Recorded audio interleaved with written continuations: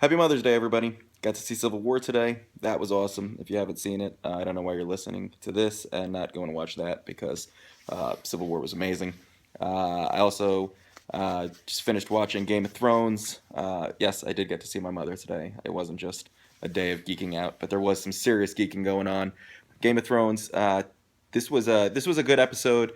It was one of those episodes where I think a lot of the stories were just getting to the place they need to be next, which obviously serves a purpose. And again, they're really fitting every single storyline into every episode. So we're not getting a lot out of each storyline, but we're getting to see them all each time.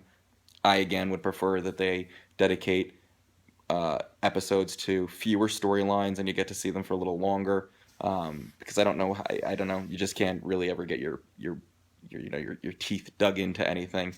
Um, but so Jon Snow's back. I really thought he was going to be crazy or much more depressed, or I don't know. You came back from the dead.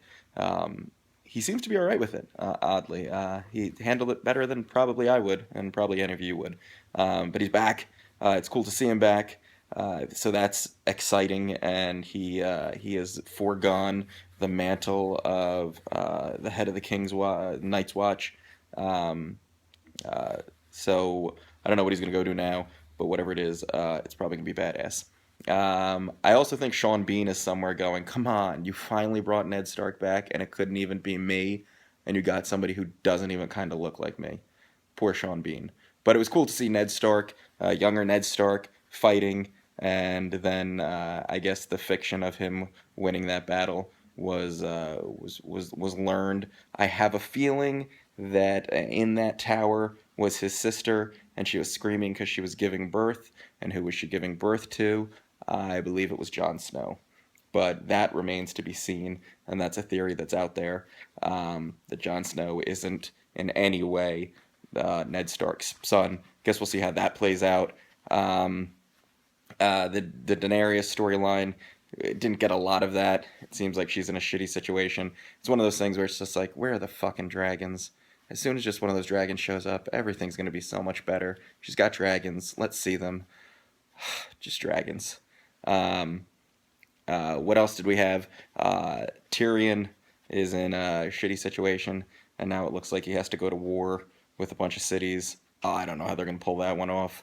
That's a mess.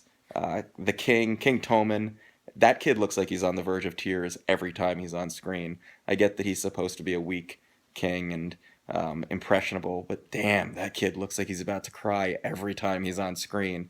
It's kind of pathetic, but I still like him better than Joffrey. Um, the head of the Sparrows, um, I hate that guy. I really do. And I get that we're kind of supposed to, but he's such a religious fanatic, and it just appeals to that. Ugh, I hate cults. He's a cult leader. I can't stand it. It was awesome to see Sam Tarley again.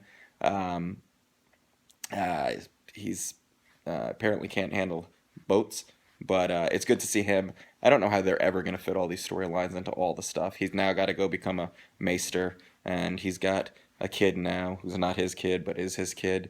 So I don't know.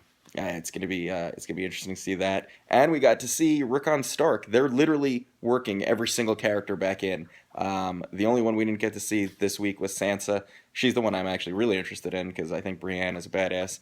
Um, so I guess we'll just have to see what's happened. It was a good episode, not the best of the first three, but it was definitely a good transitional episode, getting us to where we wanted to be.